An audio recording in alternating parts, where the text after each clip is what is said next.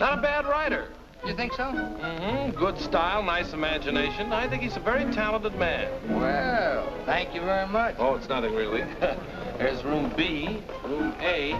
Wonder where room E is. How should I know? Are you going to the Waterbury lecture? No, I'm not. Let's find out where she's going. Oh. Excuse me. I'm sorry. Where's the Waterbury lecture, do you know? Aren't you Owen Waterbury? Yes, I am. How do you do? Follow me. Where are you taking us? Room E. Are you a student or a teacher? I'm a student. Oh, advanced or beginner? What do I look like? Well, you look very advanced to me. Oh, Mr. Waterbury, good evening. How do you do, Mr. Gilbride? You're right on time. We almost didn't get here. I was doing his laundry, and we had to wait for it to dry. His underwear is still wet. I brought a friend, Mr. Ronnie Hastings. Oh, how do you do, Mr. Hastings? Hey, let me get you a chair. No, never mind. I'll sit in the bleachers.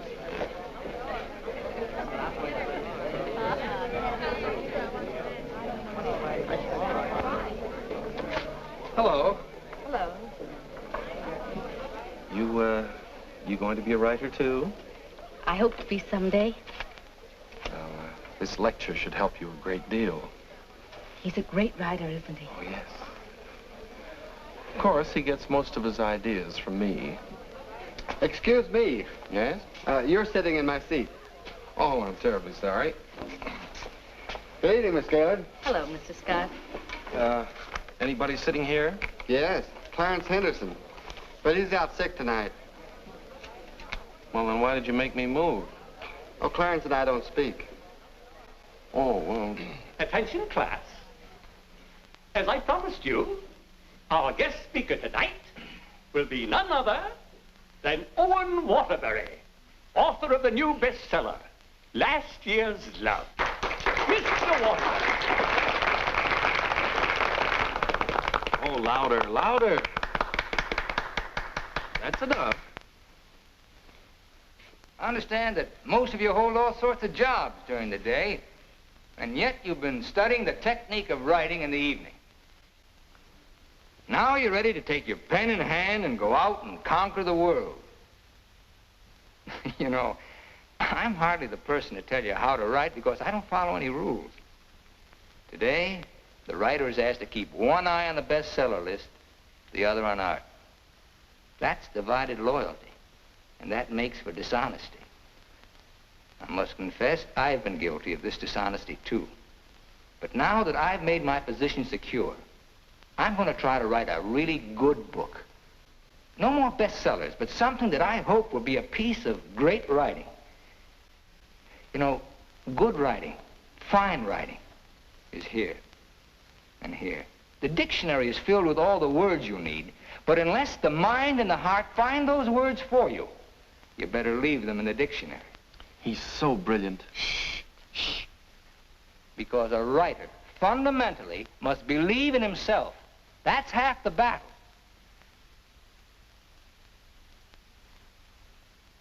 I'd like to interrupt my little talk for a moment to say that I'm going to be in a position to help somebody here in this class.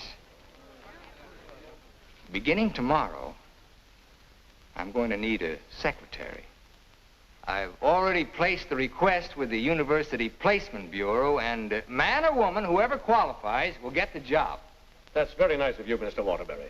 Well, it's not a big job, but the surroundings will be wholesome. And you'll be able to serve your apprenticeship under someone who's already established. Well, so much for that. I remember when I wrote my first novel. It took a lot of work. I starved, lived in a little back room, all the while consoling myself that I was going to be another poet. So you're really going to work for Owen Waterbury? Well, I was offered the job by his personnel manager. I've heard a lot of weird stories about Owen Waterbury. Oh, you hear weird stories about any famous person. Why, last night his talk was actually inspiring. Steve, do you realize you've been here 5 years? Well, isn't that a little too long for anyone with my ambition? Where does Mr. Waterbury do his work? Well, his personnel manager said in his apartment. Apartment? Well, you can't expect a writer to work in an office, Mr. Harris. I want to write, and I think he can show me how. Who knows? After a year with him, I might even be autographing copies of my own book in one of your bookstores. By taking a course in Owen Waterbury. And getting paid for it at the same time. I'm going to miss you, Steve. Oh, no, you won't. After a week, you won't even know I've gone. Not true, but good luck anyway.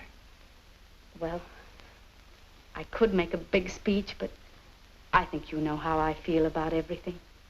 You've been wonderful to me. I understand. Steve. Yes? Call me sometime, will you? We'd like to know how you're getting on. I'll call you tonight, after I get the job.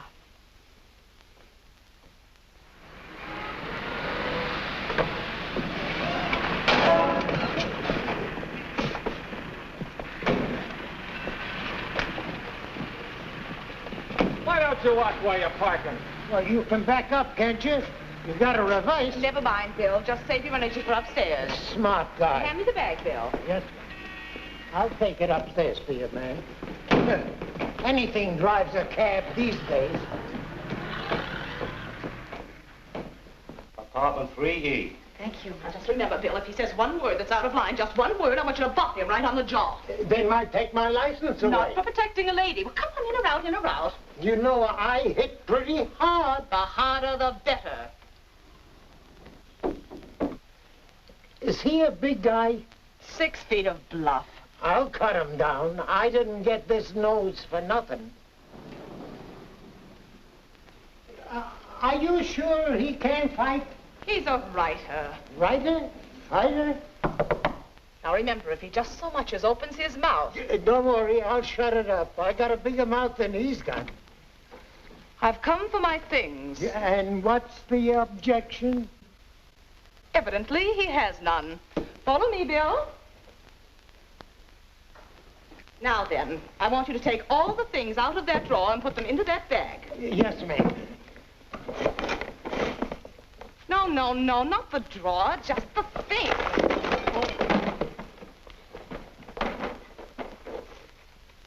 Oh, come in. Come right in. That's right. That's Mr. Waterbury's former secretary. She quit this morning. Won't you sit down? This is my mink. And how? Mr. Waterbury gave that to her as a Christmas bonus. My typewriter. Well, that was sort of a New Year's bonus. My aujourd'hui. She brought her own aujourd'hui. My pot. She cooked once in a while. My bourbon. She drank a little. My cigarette box. She smoked, too. My lipstick. Shall we adjourn to the library? Your frankfurters. Goodbye, Mr. Waterbury. Good thing you didn't open your mouth. Thank you. Come along, Bill. Don't bother with your inferiors. And now, miss, what can I do for you? This is your new secretary. Oh, yes, you're from the Kilbride School. Yes, I am. Say, look at that. She knocked over a bottle of ink all over the carpet, and it's going to be hard to get out, too. Well, would you try cleaning it up, please, Mary? Not me. The landlady says I'm not to clean up any more messes. Just do my regular work and get out of here. Excuse me. Would you like some help? Oh, thank you very much. Say, you're going to work out fine. Here, Ronnie. I'm an expert at this sort of thing. He sure is. He cleans up about 6 of them a month. I'll need a cloth and some rug shampoo. This is the stuff you've been using lately. Here, this is a woman's job. It was a woman who did it. It was an accident. You better not let the landlady see that. She'll add $100 for damages to your rent. That's more than last month. Oh, I got some on my dress. Oh, look, why don't you work on the rug and I'll work on your dress? Why don't you two work on the rug and I'll work on her dress? I'll work on my dress. I'll work on the kitchen. Do you like hot dogs? Occasionally, yes. Fine, we'll have them for lunch, and for dinner we'll have steak. Lunch? Dinner, why? I haven't even been interviewed yet. What's your name? Stephanie Gaylord. What do your friends call you? Steve. Oh, that settles it. I think she should be hired. How are you on shorthand? 120 words a minute. Do you do laundry? Well, my own, generally. Well, you're going to have to learn to do silk shirts, 120 a minute. I'll do the cooking. And eating. Do you live here, too? No, I live next door. But he hasn't been there since July. That's because I have no kitchen. Well, we share our kitchen on a cooperative basis. He cooks and he eats. You know, Owen and I went to school together. I was in kindergarten, and he was in the 8th grade. Then I went to high school, and he was still in kindergarten. And then I studied piano and became a character in every Waterbury book. And what were you in last year's Love? I was the chorus girl who studied piano and was very bitter about the world. Where'd you work before? Who, me? I was secretary to Charles Harris. He owns the Harris bookstores all over the country. And how is Mr. Waterbury's latest novel doing? Second only to the Bible. Oh, well, he won't like that. You married, Steve? No, I'm not. Please, Ronnie, I'm not interested in whether or not Miss Gaylord is married. Oh, no. My biscuits are burning. I've had married secretaries before, and, well, their husbands were a little troublesome. They were murder. His working hours are very peculiar.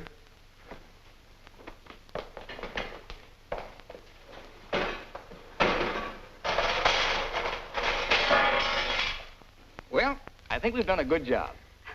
I had such a different impression of what this job would be like. Oh, today was an unusual day. But after this, there'll be no more distractions. I'll go. We're going to work in an atmosphere of dignity and culture. Oh, it's your bookmaker. Mary, that man's here again. I heard you. How much do I owe this time? $11. Don't you give me no more of your tips. That horse will come in next time out. Next time out, he'll be dragging a load of ice. Well, what do we owe you? $278 for Owen and $1 for you.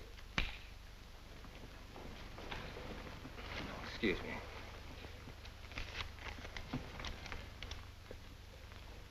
Here you are. I'll have to owe you mine till next week. You want to wager today? Well, I haven't looked them over yet, but I'll give you a call. And no more 50-cent bets. The boss don't like them. Where was I? You were telling me that everything here was dignified and cultural. Oh, yes. Now, Steve, about your other duties. I'll go. Did you just have an interview with my daughter, Mary Hastings, about a secretarial job? Why, yes.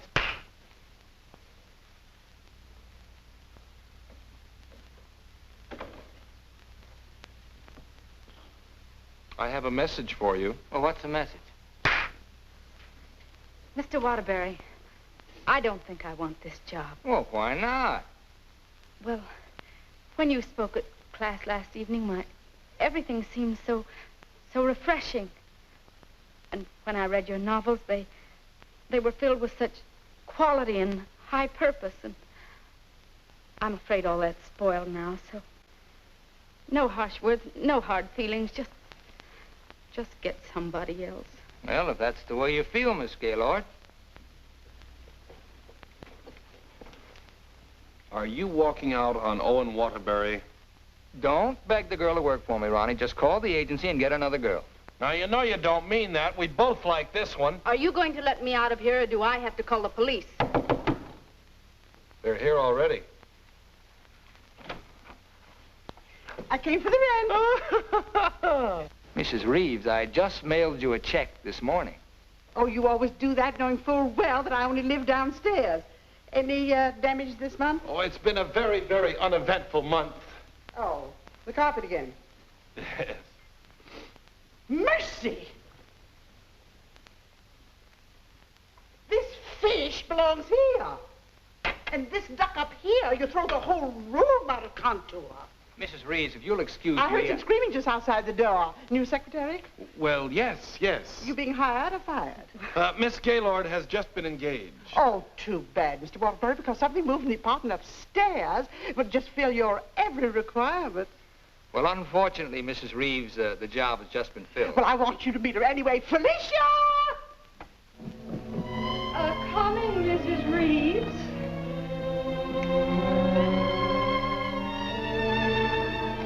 Felicia Adams. I want you to meet the famous Owen Waterbury. How do you do? Him.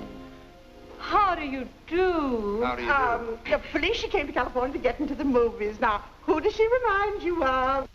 Oh, now don't tell me. Let me guess. Zazu Pitts. Oh, of course not.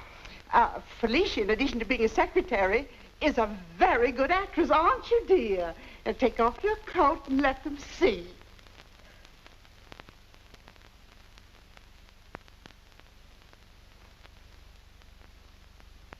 She's got a lot of talent there. I thought you'd think so. I was a model back in Texas, but I came out here for a career. Daddy's financing me. A friend of yours? No, my father. Perhaps Felicia could play the heroine in your next novel when it's made into a movie. She could do that. What's the heroine like? It's a girl from the South. Why, I'm from the South. How perfectly coincidental. She's trying to hook a rich man. She's insincere and a moron. Well, what's worrying you? Well, I'm not so worried about being insincere, but as for being a moron... Oh, now, don't worry about that. You could act like a moron, couldn't you, dear? I could try. Oh, I'm going to dramatic school. Maybe they can teach me to be a moron. If you studied hard enough, yes. It'd take a lot of work. Look, Mrs. Reeves, I haven't even started my novel yet, and it doesn't look as if I'm going to if I'm continually interrupted. Well, we'll leave and let you work. Oh, Ronnie, I'm having a party for 50 guests tonight, and I'm expecting you to entertain for us at 9. Is it informal, or shall I bathe? If you don't care to entertain at my parties, pay your rent. Well, I'm off to the horse show. You haven't got a chance.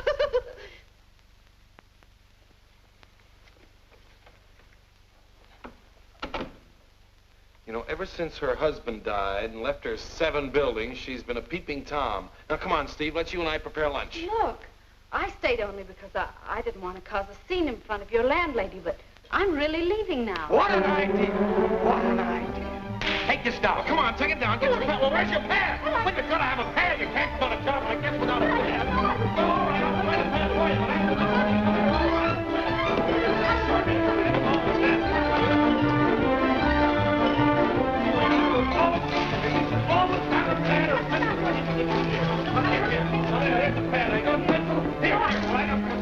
get over there and look for those things.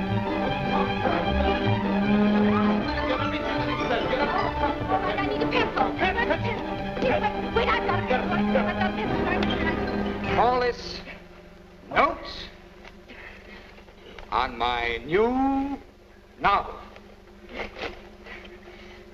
That's all for now. Tomorrow morning at 10 o'clock.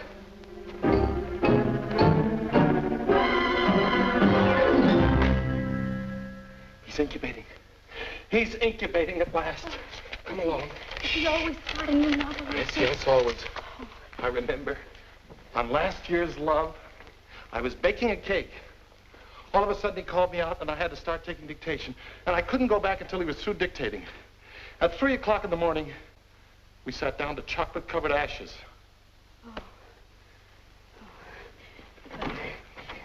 Well, I'll see you at 10 o'clock in the morning.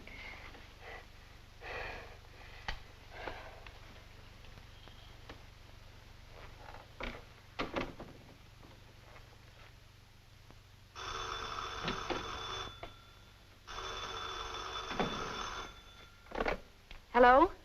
Hello, Steve. I couldn't wait for you to call me, so I'm calling you. How was the job? Well, I have to make an adjustment, you know. It's such an unusual kind of a job. I can imagine. He started his novel today. Oh, interesting story?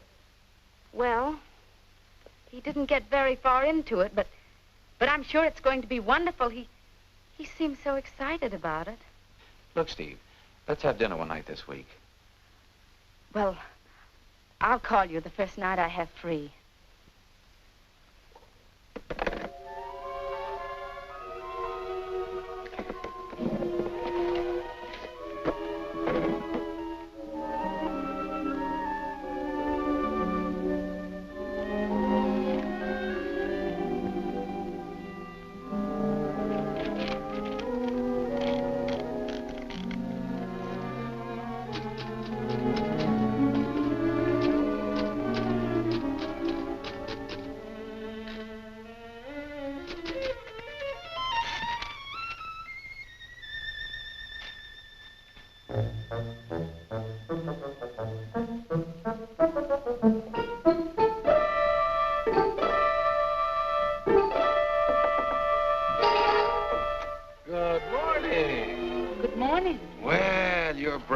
early this morning. It's 10 o'clock.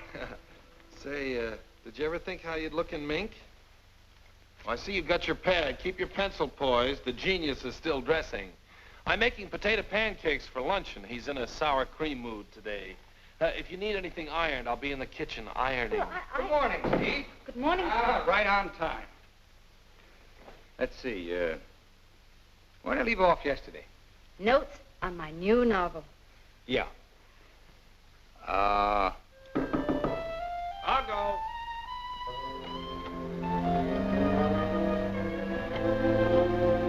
Hello. Hello. Hello. Hello. Hello. Hello. Hello. Hello. Now, where did I leave off? Notes on my new novel. Oh, yes. Make that notes on my new novel by Owen Waterbury. That's good. Oh, that's real good. Don't you think that's good? Oh, I like that. Chapter 1, General Introduction of Characters. Chapter 2. Well, I'll do Chapter 2 tomorrow. Chapter a day? That's swell. You sure you're not tired? Miss Gaylord, you stay here and answer the telephone. I'm going to the beach for some salt air. Well, be sure you don't bring any home with you. Right, boy. Let's drive someplace nice, like Santa Barbara. Well, honey, anything you say.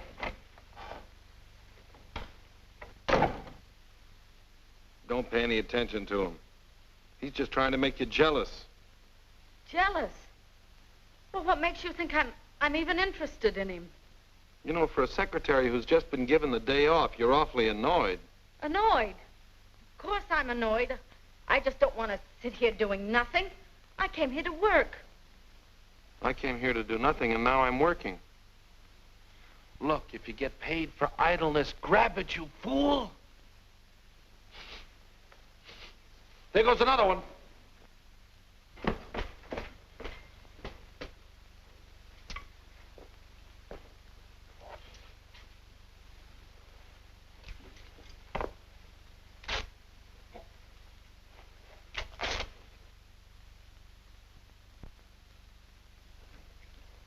Look, I'd like to ask you a question. Yes? Does Mr. Waterbury intend to write a book? That's a very interesting question. Waterbury's a genius. And what do you think he's doing right now? Incubating. Exactly. And whenever he goes through a mood like this, a great book comes out of him. I'll bet he does a lot of writing tonight. Why, honey, you're jealous. Look, I don't even know Mr. Waterbury. And at this point, I'm not even sure I want to. Of course not, honey.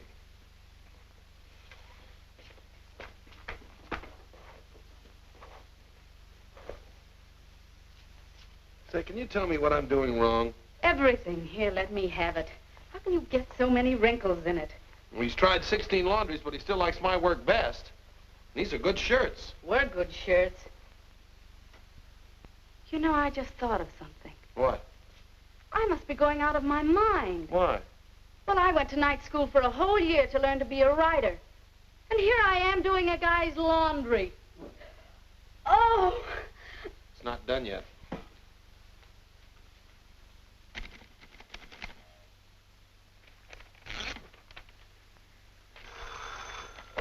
Hello? Miss Gaylord, this is Owen Waterbury. I want you to be here tomorrow morning at 9 o'clock. I've finally gotten the idea. Thank you. You know, Owen, I like that idea. Yeah? I don't think there's a horse in there that can beat him. Never.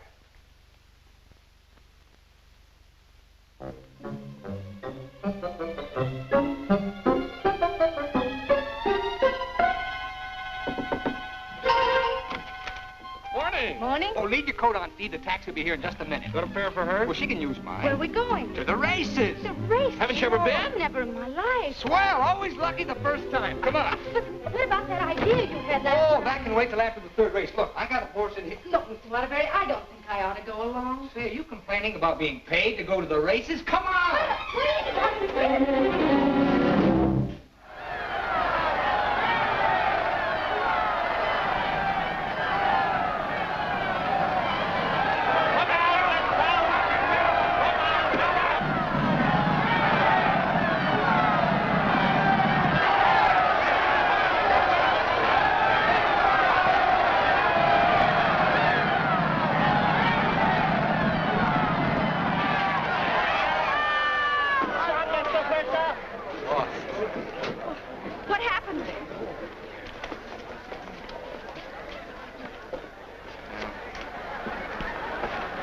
take those guys' tips. Well, so far this job has cost me $83.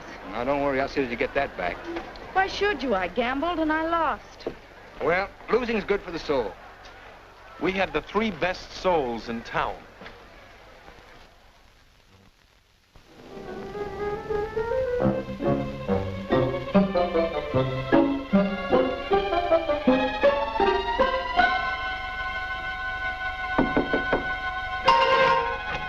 Good morning. Morning. Well, leave your coat on, Steve. The plane leaves in 35 minutes. Plane? Where are you going? Las Vegas and get back your $83. Las Vegas? I can't go to Las Vegas with you. Well, are you objecting to being paid while working? Paid?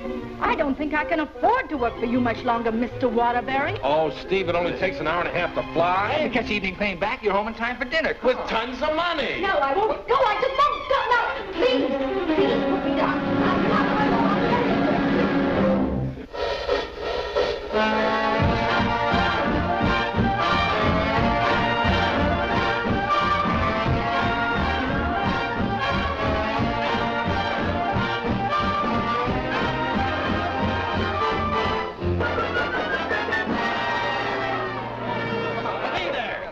You lose. Right here, right here. Oh, so it's shooter. No dollar bets here. Where do you think you're going? Los Angeles? Hit the road. Come hit the road. Baby, here we go. Come on. Oh, the easy way. Oh, what is your point? Hard way. 4, the hard way. Hard way 4. Hard way 4. Baby, here it comes. There she is. 4. 7, you lose. 7, you lose. Standing on my right again, huh? When are we leaving, Mr. Waterbury? Leaving, I'm stuck 3,000. But you said we'd catch the midnight plane. There'll be another plane at 2, darling. Next shooter, please. Grab the next shooter. Come on, let's go. I thought working for a writer was going to be so uplifting. Correct. You lose. Perhaps you lose. See what you did? But I didn't do anything. She didn't mean it. What are you grinning about? I'm betting on crabs. Everything was going to be so intellectual. Correct again. Are you doing that on purpose? What did I do? You're doing all right, honey. What's her point? Her point is crabs. Can't you make anything but craps? I was going to meet only literary people. Correct, Snake. You're my dream. Never saw that before. Don't make any more craps, understand? I'll tell him when he comes in. Keep your mind on the dice. Put this all on 7. She's gonna make this time for once. Let's go. You know, I'm writing a novel too, Mr. Waterbury. It'll be a honey. A 2 and a 1. Correct. Horse race. Get out of here. That's goodness. What's wrong? Keep your mind on the dice when you roll them. How dare you speak to me like that? Just for that, you roll your own dice. Correct again. $80, Rich. Come on, bring it in. Over here. Come on, lad. Money. Gaylord. Steve, where are you going? I'm going home, and I never want to see you again. You're a fraud, Mr. Waterbury, a cheap, egotistical fraud, and your whole existence is something I want no part of.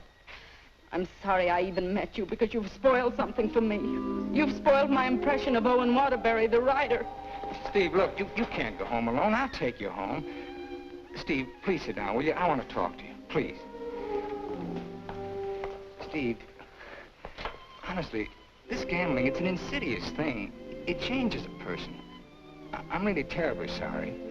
Well, then why don't you put a stop to all of this and get down to work? I guess I'm afraid. Afraid of what? I'm afraid I'm not the great writer I started out to be. Instead, I'm just a commercial hack. Oh, no, you're not. Didn't you see how everyone at the university treated you with awe and respect? Why don't you write another love story? I'd be going backwards. Backwards? Stick to your last. You know the story of the clown who always wanted to play Hamlet? If you keep telling yourself you're a failure, you'll be one. If I try another love story, will you work for me? If you work, I'll work for you. Thank you. I'm poor again. I just switched to 7s.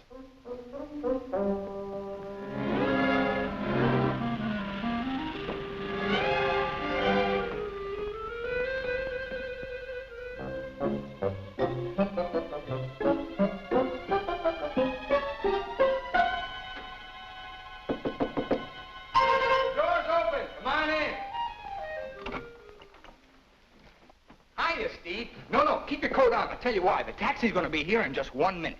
What? Oh, don't worry. We're going to work, but let's do it at the beach house, huh? He's superstitious, honey. He starts all his novels at the beach house. But why the beach house? Did you like last year's Love? Very much. Well, most of last year's Love was done down there. Well, shall I take the typewriter? It'd be a nice idea. Ronnie, will you stop teasing the girl? I'll be dictating today. Come on, Steve.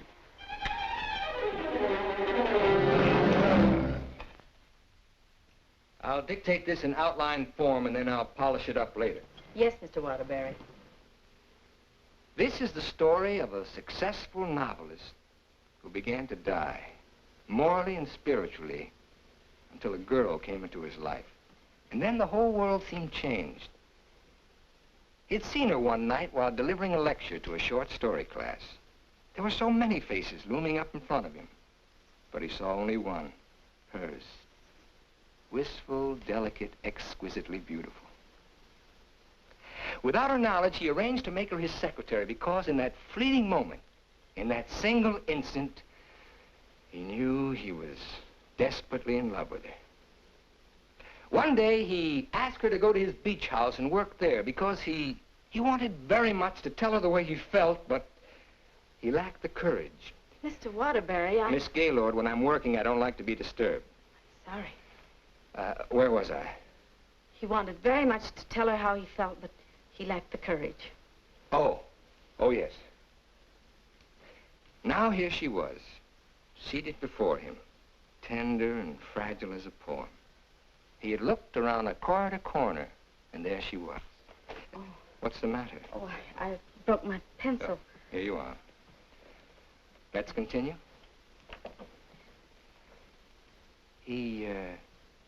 He was tempted to take her up in his arms and sweep her to the summit, but he didn't dare.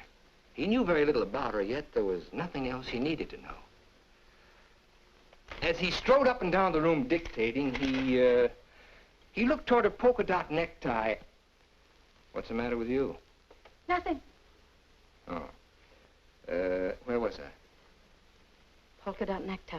Oh, polka dot necktie. He was impressed by the loveliness of her hair, her soft blue eyes, her delicate mouth. A breathing, living thing that made him exalted and inspired. He wanted to take her in his arms and smother her with kisses and drown himself in the beauty of her soul, but he was a coward. How do you like it? It has possibilities. Suddenly he threw caution to the winds. Leaned over and kissed her. She melted in his arms and offered no resistance. Wordlessly, they held one another in silent embrace.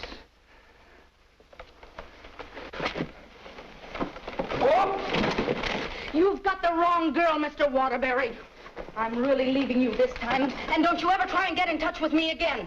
I don't even want my salary check. You can save it for the next victim. And if I ever see one of your books again, I'll burn it!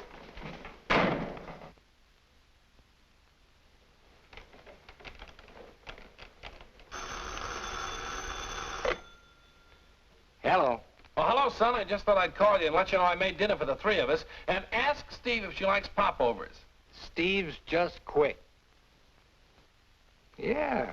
I'm dictating a harmless little scene. Suddenly she takes offense, slams me on the couch with a hammerlock, and walks out. Is she insane? Well, I'll call the agency and get them to send over another girl. I better get one who likes broiled chicken, because that's what we have for dinner. Don't call anybody. I'm not going to go to work for a long time.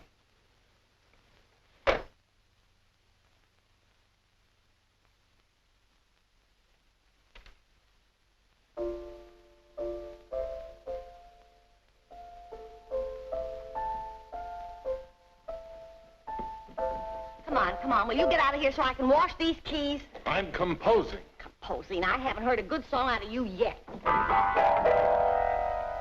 That's it. Give me that again. Thank you very much. What are you calling that thing? I got a cold in my nose. Come on, sing it. Oh, Mr. Ronnie, Oh, don't be silly. I just want to hear the quality. Sniff, sniff, here's a handkerchief.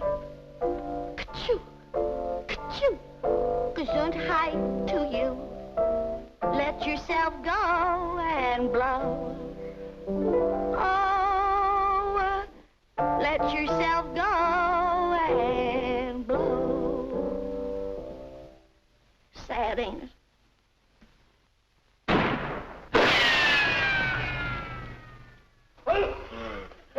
I have to have some water. Some water. Water in the kitchen. Well, I can't go in there. The place is on fire. Here, listen to that. Oh. You and your cooking. You and your popovers, they don't pop, they explode. Call the fire department. The fire department, they just put water over everything. I can't.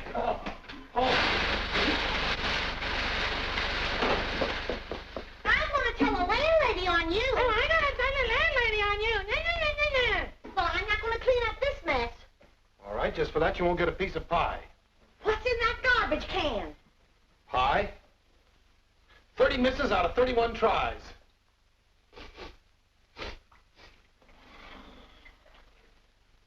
$31 misses. Well, at least the roast chicken's safe.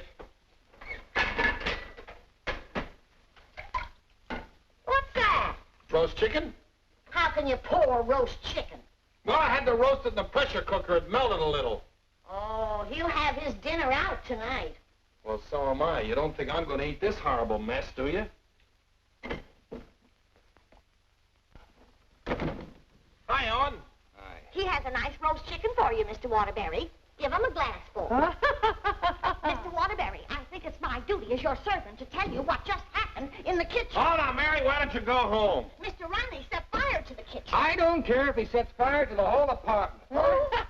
You see, Tattletale? A lot of good it did you. I'm going to tell the landlady on you, and you too.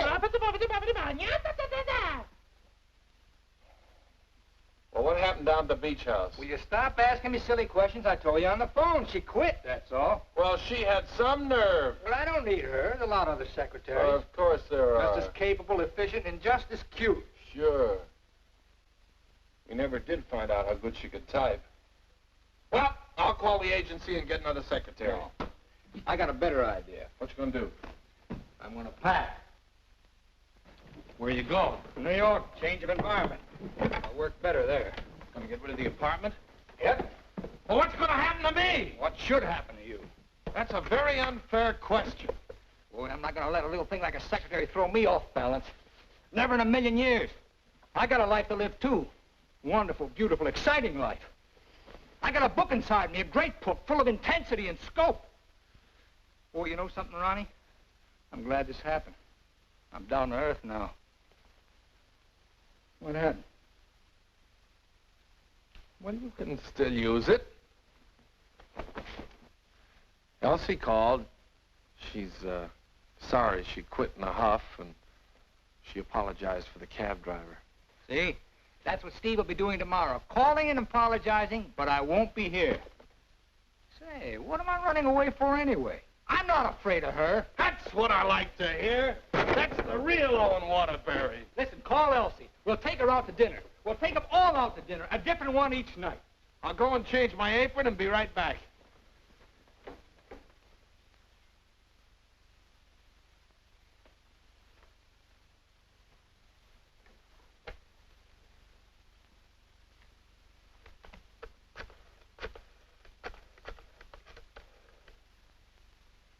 Brian Detective Agency? This is Owen Waterbury. Yeah. Look, I want you to shadow a girl for me. Stephanie Gaylord. Now, let's all try to have a good time tonight, okay? I'm willing. Are you, Ronnie? I'm willing. Good evening, Mr. Waterbury. Hello, Francois. Here, why here? I like it here. You've always hated the Ridgely room. He's joking. I'm not joking. You've always hated it, hasn't he, Elsie? I thought so. I've always hated it. Mr. Waterbury, there's a gentleman here to see you. Gentlemen? Oh, yes. Ronnie, will you take Elsie to a table, and I'll join you in just a minute, huh? All right, but don't leave us. Don't stick Elsie with the check again. Antonio, table 3. Table 3. Where is he? Alcove 2. Oh. Good evening. Is that the gentleman? Yes, sir. Hello. Did you send me that message? Yes. Brian Detective Agency. Devony's the name. Well, how'd you find her so fast? That's my job. There she is, right over there, with a man. Who's the man? I don't know. Do you want me to find out? Of course I do. All right, I'll start shadowing both him and her. I want you to find out everything you can about her. I think she's in love with him. She your wife? No, my secretary. I get you. Look, I want nobody to know about this. Don't worry. The way I operate, even you won't know about it. Can you check a pass for me? It'll be expensive. Well, why? The unknown quantity. You've just finished checking on a girl. Took us a year to get her pass caught up with her present. Do a good job. I will. Take care of my check. Cigarettes? Yes, give me a pack, please.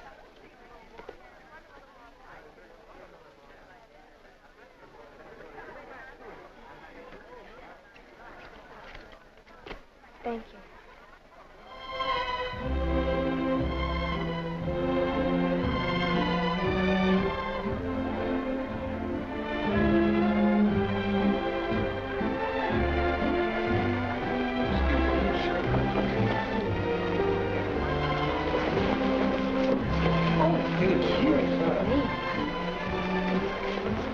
Oh, excuse...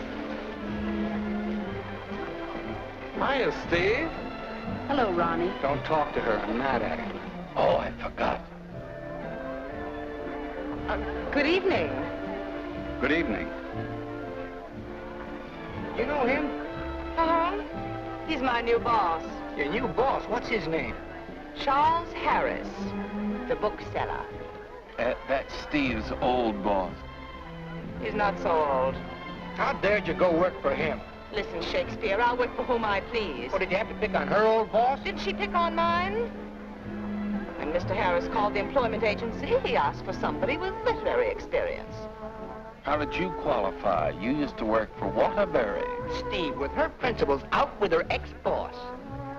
What about Elsie? Who's she out with? We're talking about Steve and her principals. Leave mine out of it. You know, I bet Harris hired you just to spy on me. Well, you're not very complimentary. I happen to be an excellent secretary. When did you learn to type, dear? Has he been questioning you about me? Only the normal questions about my experience. You didn't talk, did you? Ronnie, will you stop looking at everything as one big, long laugh? Oh, I've got a laugh for you, lover boy. What? They're going to be married. They're what? They're going to be married.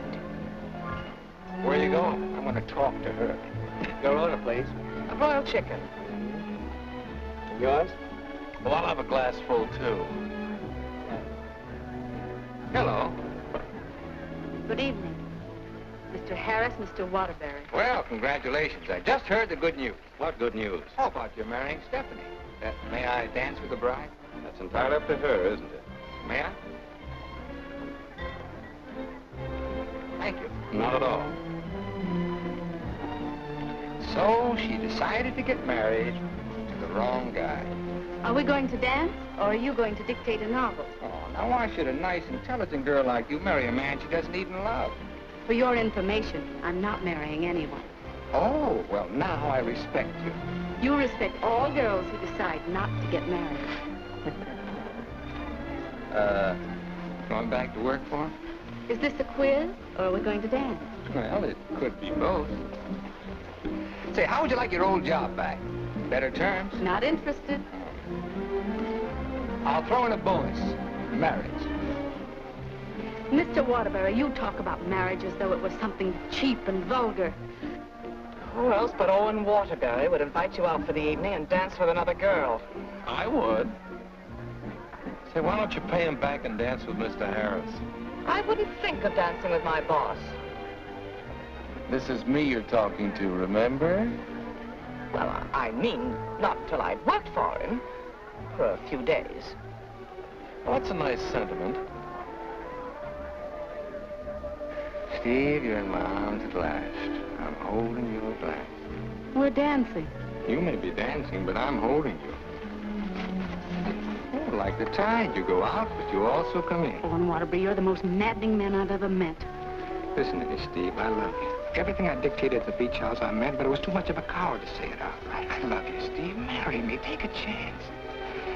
This is me, the author with beautiful words, but I'm stuck. All I can say is, I love you. Marry me. Your chicken, madame. And your chicken in the glass, sir.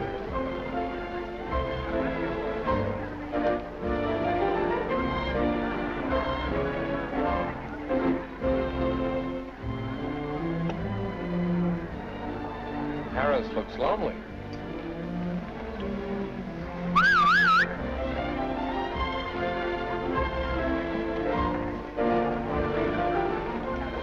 Mr. Harris, this is Ronnie Hastings. How do you do? Won't you sit down and have a glass of broiled chicken? Thank you. I think I will.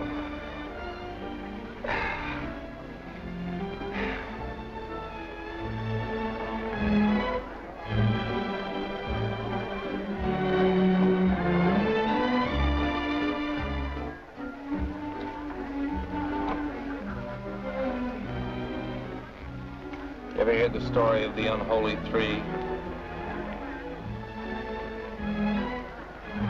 If you don't mind, I think I'll be running along. Mr. Harris, would you mind taking me with you? Not at all. Well, who's going to take me? You watch the floor show.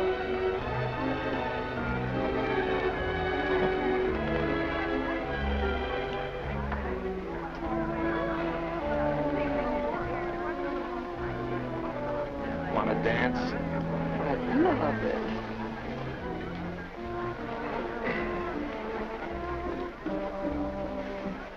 Are you a gigolo?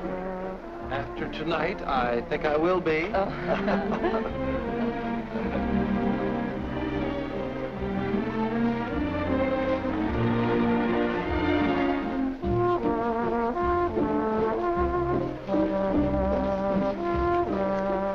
Isn't life strange? When one gets up in the morning, one never knows what one will be doing in the evening, does one? Oh, dear.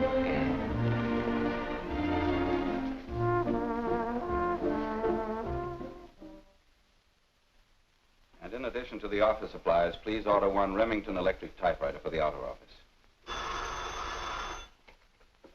Mr. Harris's office.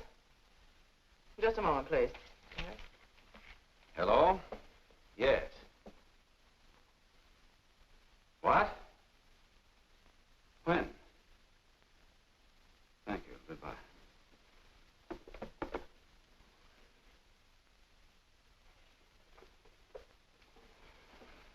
What's the matter? Is anything wrong? Owen Waterbury just married Steve. He didn't. Oh, yes, he did. I never thought she'd marry him. I never thought he'd get married. Well, here we are, honey. Welcome to Honeymoon Manor.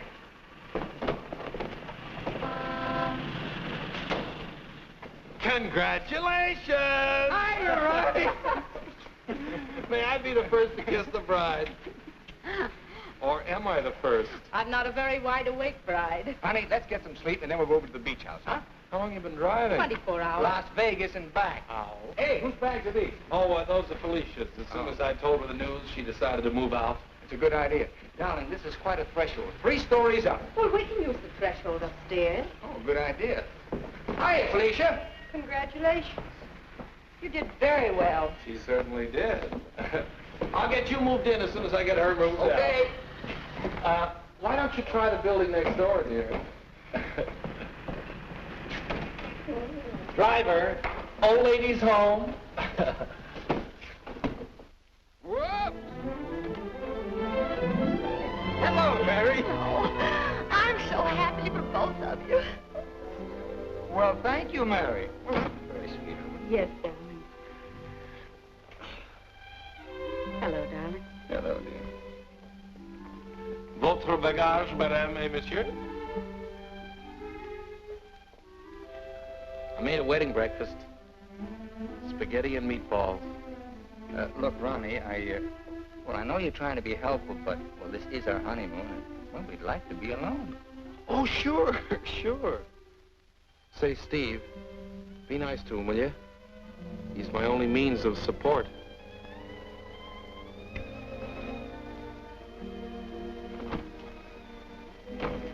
Darling, Are you glad you married me? Oh, what a question to ask me now. Well, it was on the spur of the moment, and you do change your mind so. Darling, I'll never change my mind about you. You're the first nice thing in my life. Could you tell me where is apartment 3E? Who are you looking for? Isn't that the business of the people in apartment 3E? It's the next apartment down the hall, sir.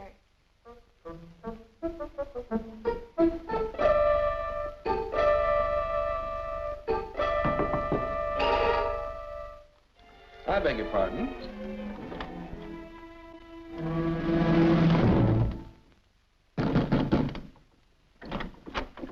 Yes, and what can I do for you? I have a message for Mr. Waterbury. Well, I'm afraid Mr. Waterbury can't be disturbed just now. He's a little busy. My name is Deveny. Will you tell him the woman he's interested in got married?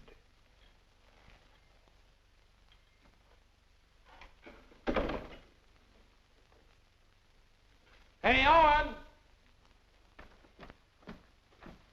You got a minute? Ronnie, what is it now? There's a fellow was outside, said his name was Deveny. He had a message for you. I don't know any Devenys. He said the party you were interested in got married. Well, congratulations. So did I.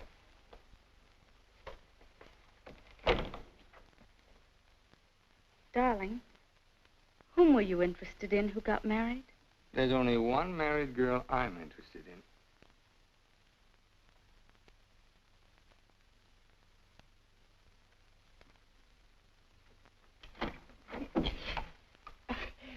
You tell Mr. Waterbury I want to see him right away, and I mean immediately. Owen! Horrible Hannah's here. We call you that affectionately, dear. Now what is it? Oh, excuse me.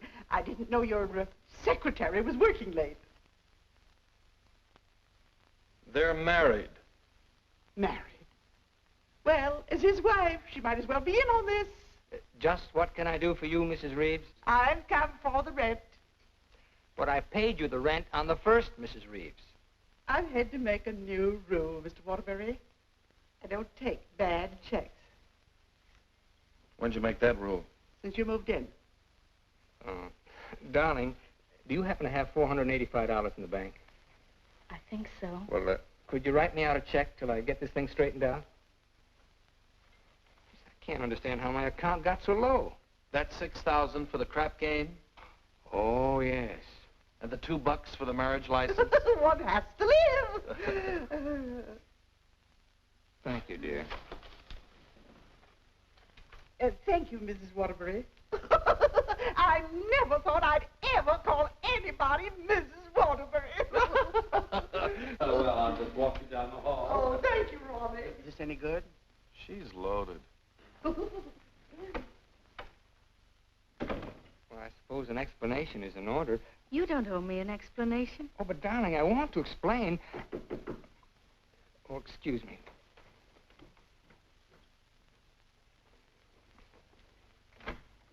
Hello, Owen. Oh, hello, Dick. Congratulations. We just heard. Well, thank you, Bertie. Congratulations. Thanks a lot. Oh, darling! Well, won't you come in and sit down? Oh, yes, thanks. Darling, I want you to meet Mr. Fulton, my publisher, and Bertie. This is my wife. How do you do? So nice knowing you. Owen, you're not thinking of a prolonged honeymoon, are you? Oh, no, we're just going down to the beach house, and, well, I thought I'd dictate my honeymoon. Good idea. You know, there's a deadline on that novel. It's got to be made. You know why. Well, I'll have it ready, Dick. I'll count on it. Would you like a drink? No, thanks. We're double parked downstairs. Come, dear.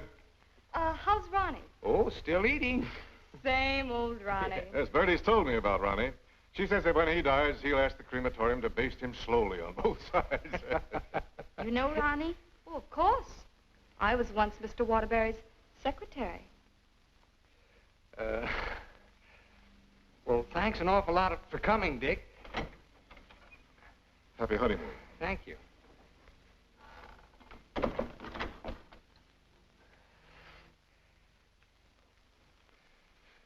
Darling, why did Mr. Fulton look at you so accusingly? Well, I owe him $20,000. I drew it as advance royalty against my next novel. And that mink coat Mrs. Fulton had on? Is that one you gave her? Oh, Bertie meant nothing to me. I'd written a bestseller, and I was throwing money around like water. You can always take it back and give it to Mr. Fulton as part payment. Oh, darling, I'll get you 100 mink coats. Darling, I don't think I can afford 100 mink coats. After all, paying your rent will keep me broke. Honey, did you marry me for my money? No, but I'm beginning to think you married me for mine. Look, darling, let's get out of here. We're never going to be alone here. Honey, I know a perfect little mountain cabin away from publishers and landladies. And secretaries? Well, except you. And I'm going to work. I promise you. I promise you.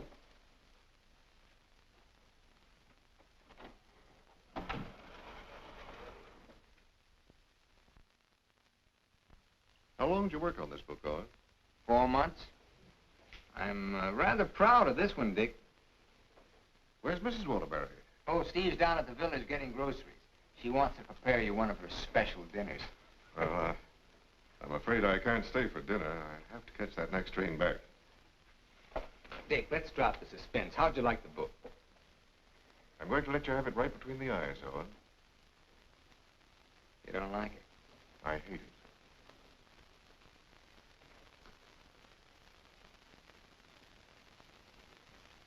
It's just about the worst piece of drivel I ever read.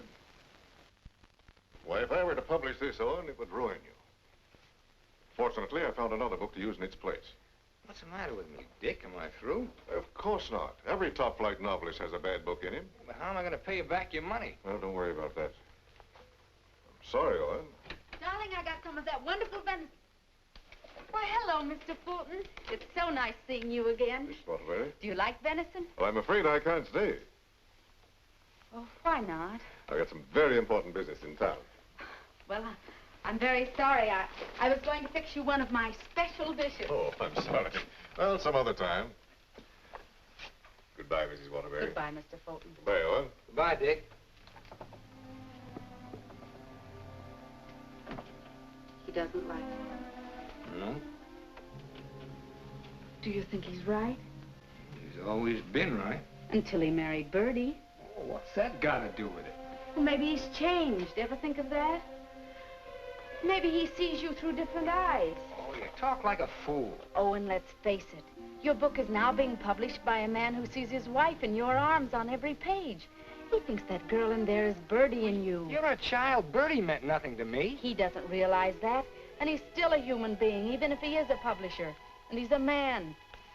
Let's get away from here tonight. Tonight? Owen, you blame me, don't you? Oh, not really, Steve. It's just that it's so distracting to have a man's wife as his secretary, too. I've got to try another book fast, and now I'm going to have to get myself another secretary. So I'm fired, is that it?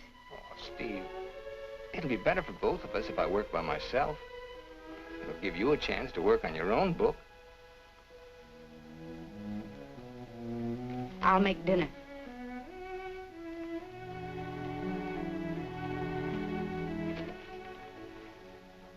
Owen, I finished my book. Oh, you did? Well, I'd like to read it. It's been on your dressing room table for 2 weeks. Oh, well, I'll read it on the train. Don't bother. Oh, you're hurt. No, I'm not. You call and get tickets for the train and send Ronnie a wire to get you a new secretary.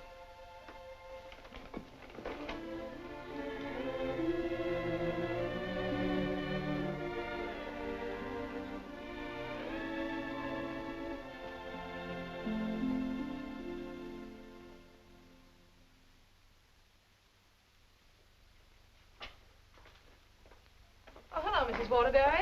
Hello, Elsie. Mr. Harris told me you phoned in from the station. Did you have a nice honeymoon? Very nice, thank you. It must be lovely up at the cabin this time of the year. Yes, it is. A Waterbury original? His last. Steve. Hello, Charles. Sit down, won't you? Thank you. Oh, you're looking fine, fine. Well, 4 months of the outdoor life. None the worse for it. Charles, I want you to do me a favor. This is Owen's latest book. Fulton doesn't like it.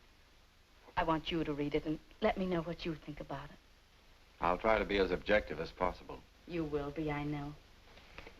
And I have another manuscript for you. Mine. You finished it? Yes, it was a long uphill pull. Oh, I've changed the title so many times, but I finally decided to call it Dawn's Yearning. What does Owen think of it? Owen hasn't read it yet. Oh? He hasn't had time. He's been busy writing. He couldn't concentrate on it. I'll be glad to read both of them. Thank you, Charles. Goodbye, Steve. Goodbye, Charles.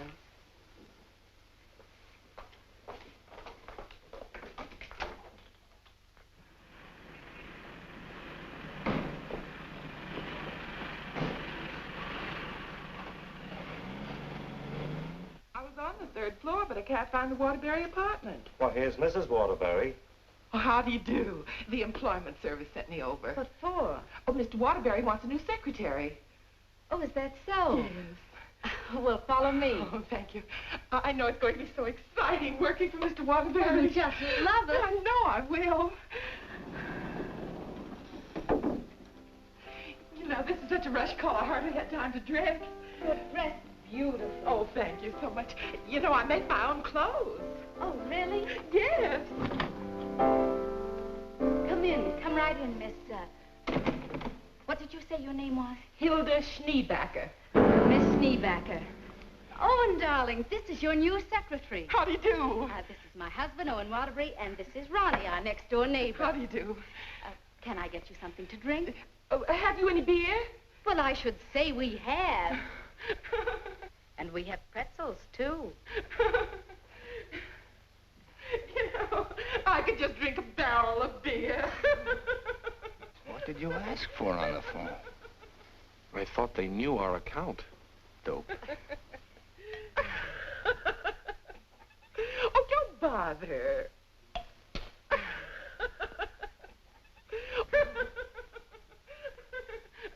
Why don't you bring your beer over here where we can be more comfortable? Oh, do you do laundry, Miss Schneebacker? Just shirts and socks. I don't like to do sheets. Well, sit down, please. How are you on handicapping the horses, Miss Schneebacher? Oh, yesterday I picked 2 winners. Played them both right on the schnozola. Oh, and I think she's enchanting.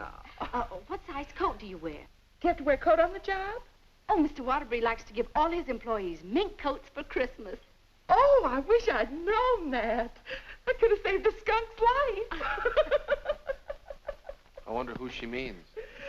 I'm gonna love this job. You're all so nuts.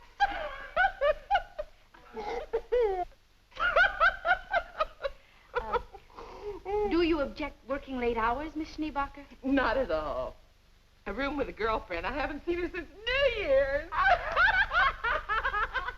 Miss Schneebacher, I'm afraid this job is going to be a little too much for you. But why, Owen? Well, you see, several parts of my new novel are mostly in French, and, well, I'm sure you don't speak French, do you, Miss Schneebacher? Studied it for 6 years.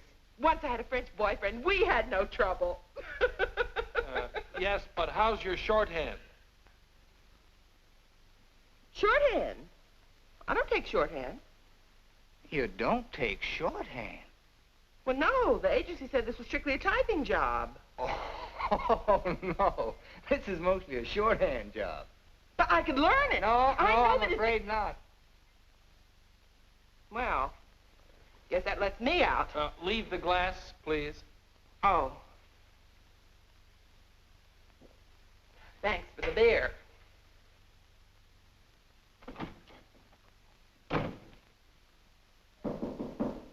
That must be the next one. The next one? I told the agency to keep sending them until we said when.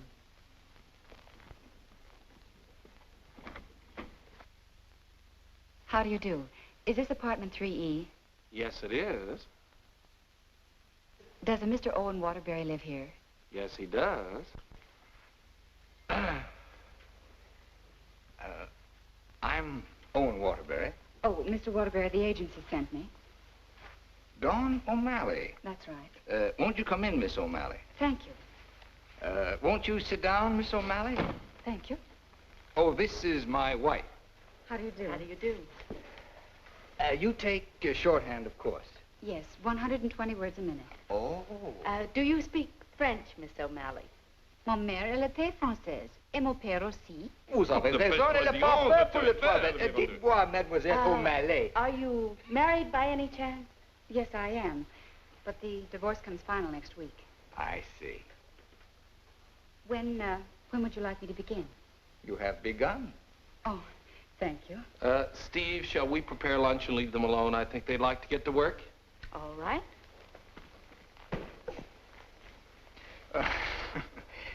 Tell me, did you ever work for a writer before? Yes, once about 3 years ago. But I'd rather not talk about it. Oh, well, why not? Well, he asked me to work late one evening and began getting a little fresh. So I called the police. All I want to do is work. I guess the publicity ruined his career, but he deserved it. Don't you agree? Yes, I do. How about lunch, Miss O'Malley? Oh, I've already eaten, thank you. And you, darling? No, thanks. I'll skip lunch today. You will just love living in this building, Mr. Scott. And you'll just love the Waterburys. They're so bohemian. Crude. I'll go. Oh, hello. Hello, Mrs. Waterbury. I want you to meet your new neighbor, Sylvan Scott. He's moving that little bachelor apartment upstairs that Felicia used to have. Yes, I know, Mr. Scott. Hello, Deveny. How nice. Come in, come in. Now, I want you to meet the important member of the family. This is the great Owen Waterbury. Oh. How do you do, Mr. Waterbury? How do you do? This is The horrible Ronnie Hastings. Hello. new secretary.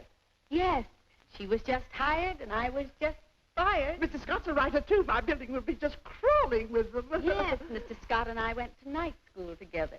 We sat next to each other. Mr. Scott used to be a ball player. Just look at those shoulders. And they're not padded either. Well, what do you know? Sylvan writes that wonderful radio program called John's Mother's Lover. John's mother's sweetheart. Oh, yes. Tell me, confidentially, is John's mother going to marry her sweetheart?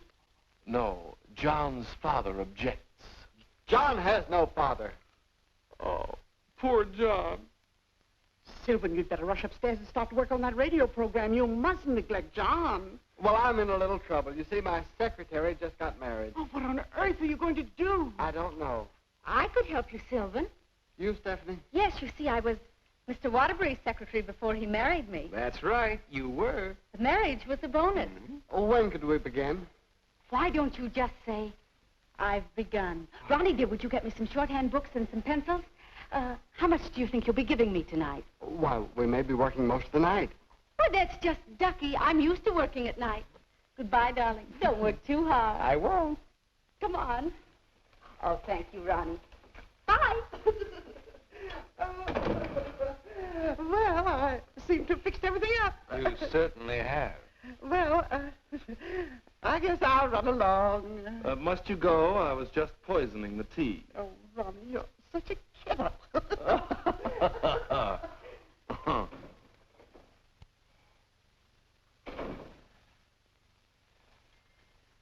You know, you're gonna really like it here, honey child. Watch your hands. I don't tolerate familiarity from anybody, and I mean anybody. I once ruined a man's career, and don't you forget it. Miss O'Malley, you may have the day off. Why don't you make it a year? But I haven't even begun yet. Oh, that's all right. You get paid just the same. Oh, well, all right. What time tomorrow? Oh, any old time. Suit yourself. But I don't understand. Well, how about noon? All right. Thank you.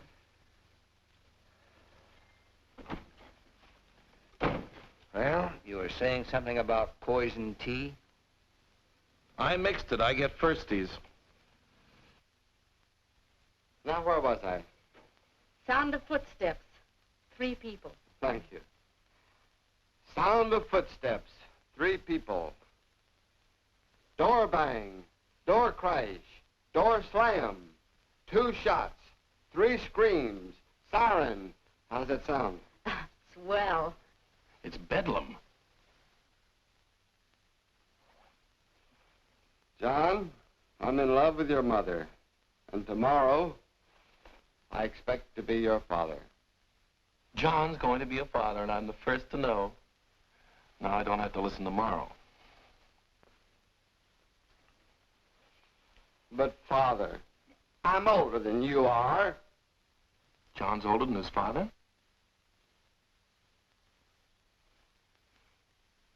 What happened? That's what I'd like to know. I don't know. But don't you worry, Miss Waterbury. I'm not going to do anything.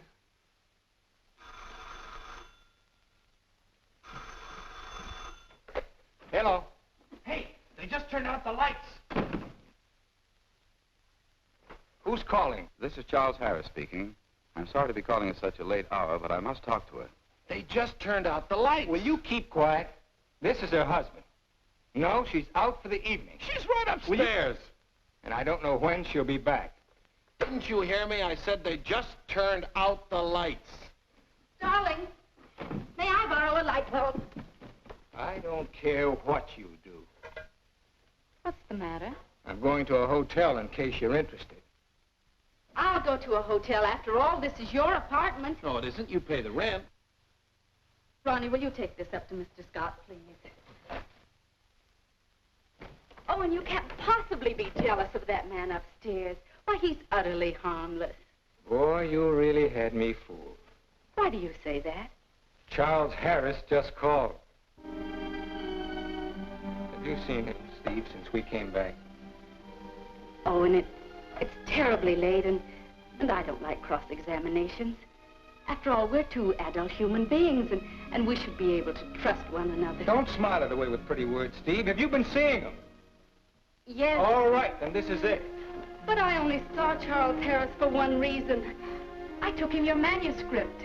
He knows a great many publishers. Please don't. It's too late for that. I felt at the nightclub you were in love with Harris, and I knew he was in love with you.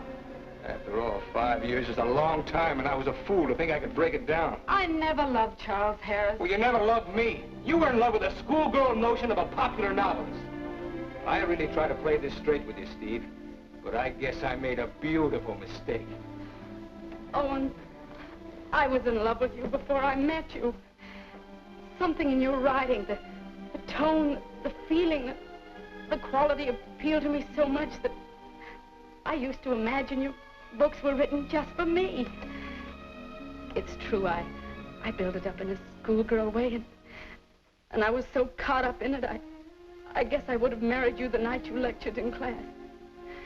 If you'd stepped off that platform and asked me, I would have married you. Just like that. How can you talk to me like this? I put you way up there too, Steve. But you tore it down in the cruelest way any woman could. You once called me an egotistical fraud. But what about you, Stephanie Gaylord? What have you been? Go ahead, phone him. He's waiting for you. Owen!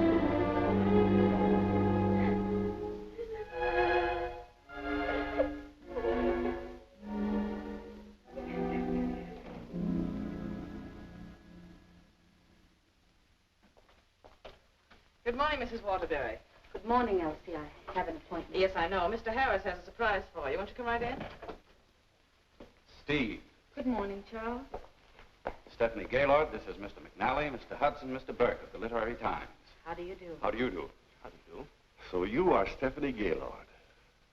Sit down, Steve. This is a big morning in your life, Steve.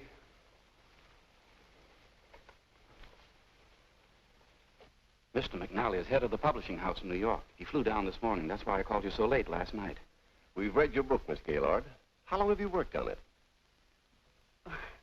About 5 years. I'm recommending it for the McNally Winslow Award for first novel by an unknown. I didn't know you were going to show my manuscript to anyone. I couldn't do anything else after reading it. But don't you see what this will do to Owen? What has Owen got to do with it? Well, Owen's the big guy in my family, and his novel's just been turned down. If this happens on top of that, it would just about destroy him. He has to have a sense of importance. He's lost all faith in himself. You mean your husband would feel a sense of competition with you? You don't understand, Mr. McNally. Owen's in trouble. And as his wife, I have to help him climb out of it. Steve, I thought you wanted to write more than anything else in the world. I thought so, too, before I married Owen. What about Owen's manuscript? Did you read it? Yes, it isn't bad. It's good. But it doesn't have what this has. This has greatness.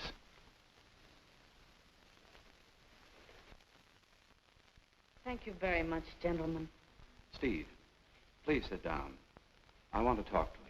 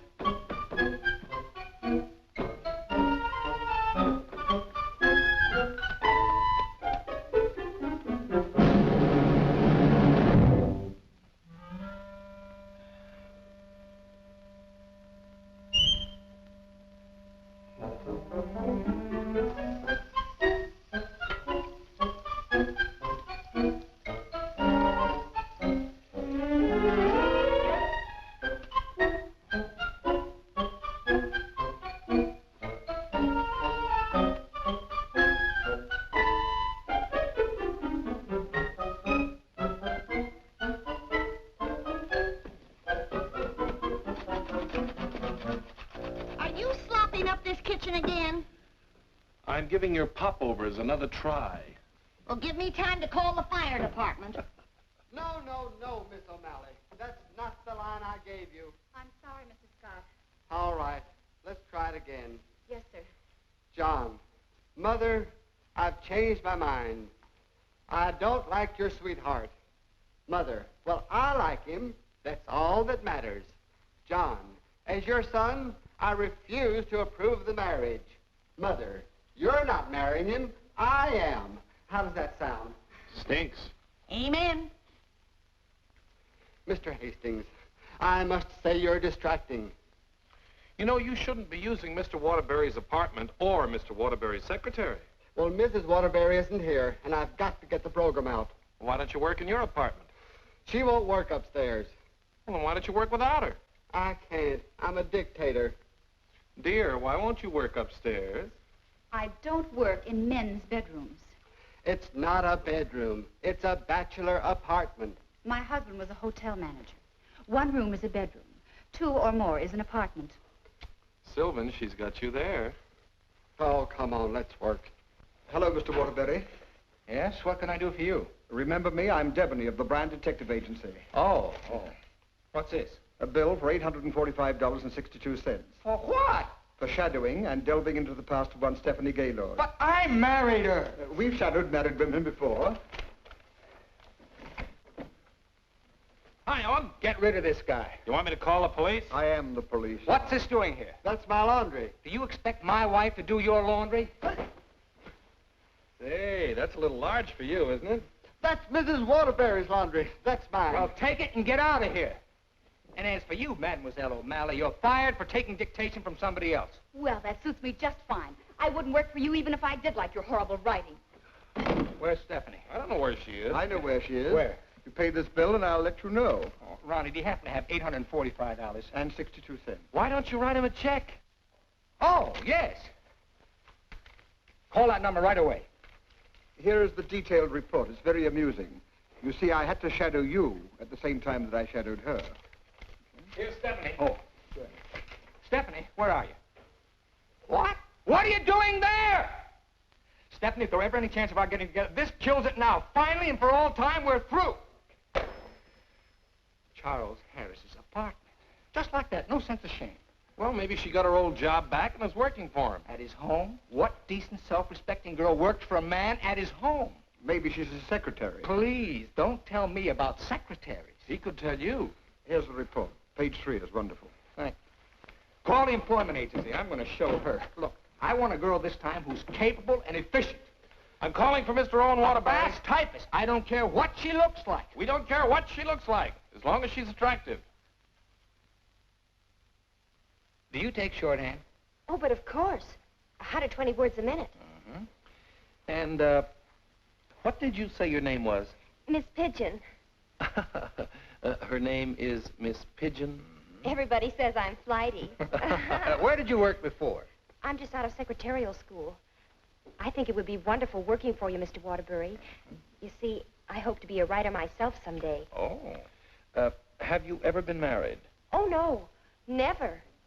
And you have no objections to working on weekends? Oh, not at all. My time's completely my own. And you think Mr. Waterbury's just wonderful? Mm-hmm. This is a clay pigeon. I've come for my things. Follow me, Bill.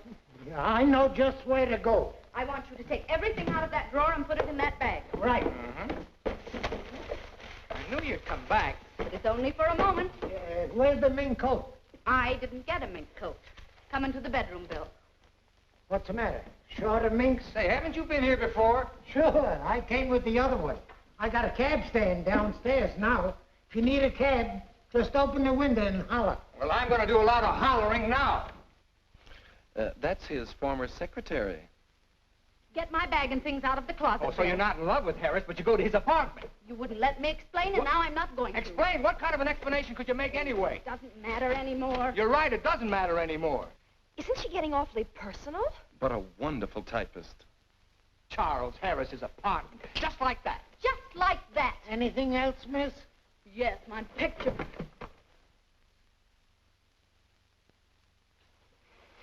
If I were a man, If you were a man, I'd ask you to step outside. Go ahead, hit me. I dare you. Did he slap her? I should say not. She slapped him. I've known all along why you've resented me. It was because I liked your novel and I told you so. You think you've wasted your time. That's your tragedy. My only tragedy is you. I'm going far, far away from here, and I'm going to write a book about you. I'm going to call it The Heel and His Victim. That's a very horrible title. It'll do. Goodbye, Owen Waterbury. And don't you ever try and get in touch with me, because I want no more of you. And that goes for me, too. Where's Miss Pidgeon? She, flew the coop. Where do you think Steve's going? I think she's going to marry Harris. Harris, I'd like to see that little worm. I'm going to. Now, where are you going? I'm so mad I could get married.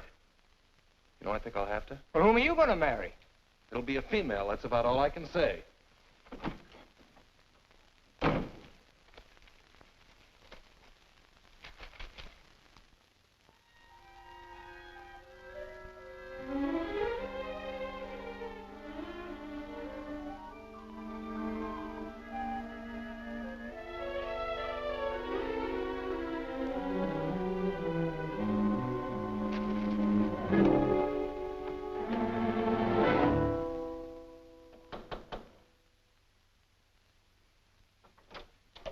I'd like to see Mr. Harris. Your name? Owen Waterbury. Excuse me, sir. And excuse me. I didn't mean to disturb you and my secretary. Your former secretary. Oh, I didn't know you were in the middle of dictation. Your sarcasm is quite uncalled for. Of course, I don't have to tell you what I think of a man who behaves this way with a secretary. You keep out of this, Elsie. Look, Charles and I are going to be married. Congratulations. What? Just where does that leave my wife? How do you suppose she's going to feel about this? She's in love with you, you know. You never deserved as fine a girl as Stephanie anyway. You know, Harris, I've always wanted to tell you that I really think you're a crude person. Your motives are very obvious. You've given me a lot of grief ever since I married Stephanie, and I came up here to tan your hide. So put up your hands and defend yourself like a man. Oh, you can't nobody's hide. Oh, listen to me, you fool.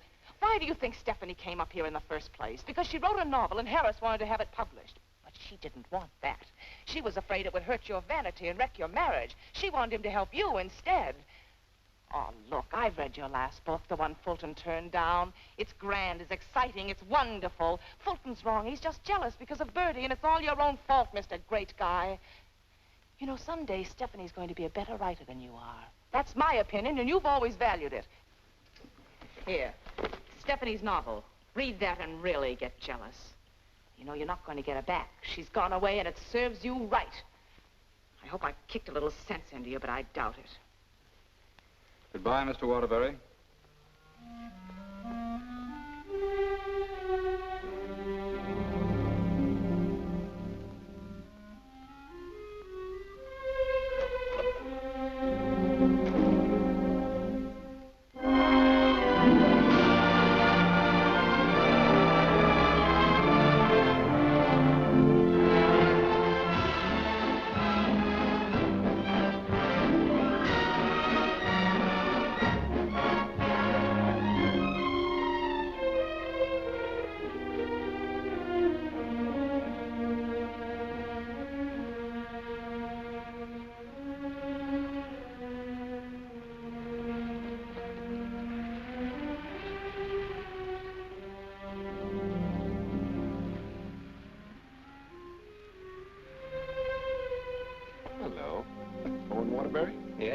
I've got to serve you with these papers. What for? Suit for divorce from Mrs. Waterbury. Thanks.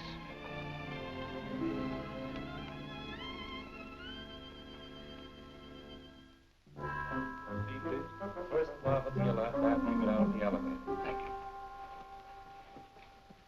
you. Oh, mine's 3. What's yours, please? 4C. Isn't that Sylvan Scott's apartment? Oh, is it? I didn't know who lived there, but I'm his new secretary. I see.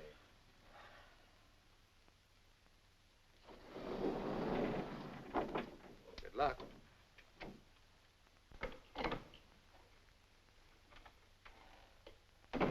Hello, Mr. Waterbury. Hello, Mary.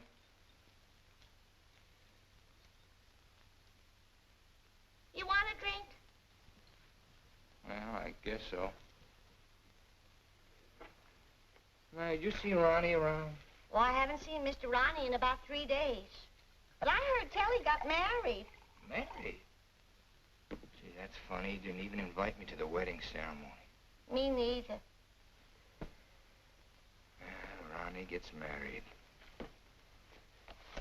I'm getting a divorce. Did you know that, Mary? Mrs. Waterbury's divorcing me. I sure was sorry to hear that, Mr. Waterbury. She was an awful nice person. So was you. At times. Thank you, Mary. Well, I see Scott's hiring a new male secretary. Oh, Mr. Scott doesn't live in this building anymore. He moved out yesterday. Oh. Well, who moved in up there? Mrs. Waterbury. Steve? Yes, she's a big writer now. Well, of all the nerve. I'll fix hers. He can't do this to me.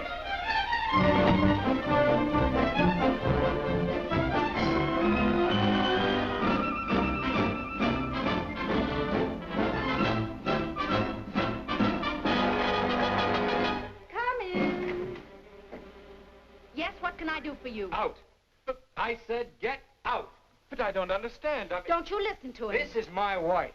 You're his wife? I'm trying very desperately not to be. Didn't you get the divorce papers today? You're still my wife until the final decree, and that takes a whole year. Are you still here? I said get out. Mr. Simpson, you come back here tomorrow morning at 9 o'clock. You'll come back here never. If I find you here again, I'll throw you out on your ear. Hiring male secretaries right under my nose. Right over your nose, dear. And don't be cute at a time like this. Why'd you take this apartment anyway? Because it was the only one I could find, and Mrs. Reeves was kind enough to let me have it. Oh, sure, sure. I thought you'd think I was chasing you, Owen Waterbury. But my living here need cause us no embarrassment. We can be friends, meet in the hallway, and exchange polite little hellos. I exchanged polite little hellos with your friend Harris recently. Elsie was there. She told me all about your book. Well, you didn't want to have it published because of what it might do to me. Silly. I mean, do you think I look upon you as a competitor? Don't you think I can compete with you, Mr. Waterbury? I read your book last night. Kept me up most of the night. You want to know something? Yes. You're better than I am. But don't tell anybody because I'll deny it. Now, you listen to me, Mr. Owen Waterbury. I'm a human being, too, and I have certain rights and privileges. I had an idea for a book, and you made me lose a very good secretary. Well, look, why don't you dictate it to me? You? Sure, I can take shorthand. Owen Waterbury. Look, you want to know a secret? What? I'm a better secretary than you are. Oh. All right, prove it. Get the shorthand book and pencil. Okay. And I don't want to hear another word about our personal problems until I get this down. Let's call this Notes on My New Novel by Stephanie Gaylord. This will be the story of a girl who became secretary to a very egotistical man who thought he knew everything there was to know about writing. Oh, now, wait a minute, Steve. Please, you're interrupting my train of thought. He was attractive. In an ugly sort of way. Thanks a million. Will you please stop interrupting me? But he was filled with childish frustrations and complexes which she, in her silly way, tried to cure. Now, wait a minute, Steve. I'm not going to sit here and take down this... Listen, this is my new book. Until she suddenly discovered he didn't need a wife. He needed a psychiatrist. A psychiatrist? That does it. Now I'm insane, am I? Okay. But if you publish that book, I'll sue you. You just go ahead and sue me if you think I'm afraid. Hello. You know, this book sounds very interesting, but there's one thing I've got to know. Did she love him? Well, of course she loved him. She loved him deeply, devotedly, desperately. Then why didn't you say so? I've come for the rent. Ronnie is your new landlord. Oh, no, that vase belongs up there. And this